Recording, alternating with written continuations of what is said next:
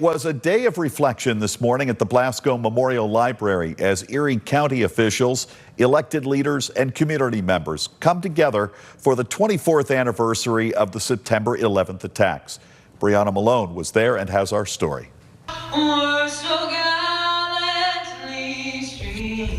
We will never forget.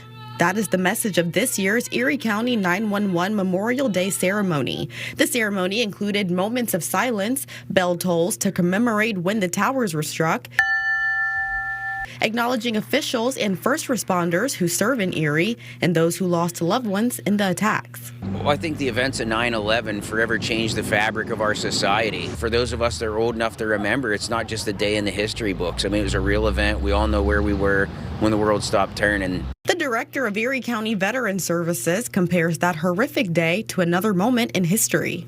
I equate it to the Pearl Harbor attack. Our country was attacked that day. And many people lost their lives. So we as Americans can never forget that. Despite having the ceremony every year, Bonacci says the feeling never changes. It's kind of solemn, especially when that bell hits. It's the exact time that the aircraft went into the building, and it's time to reflect. And you can see it in everybody's faces. Looking down. You can see their heads go down, and they remembered that day. In front of the Blasco Memorial Library stands an artifact from one of the towers in New York City. The man responsible for getting it to Erie recalls the effort. The access that we had inside the hangar and some other places is, when they say, never forget, well, there's a lot of things that you won't forget. Davis asked residents to reaffirm their commitment to each other as Americans, reflecting on the unity that once brought everyone together. When maybe the petty politics and the different disagreements over property lines weren't such a big deal.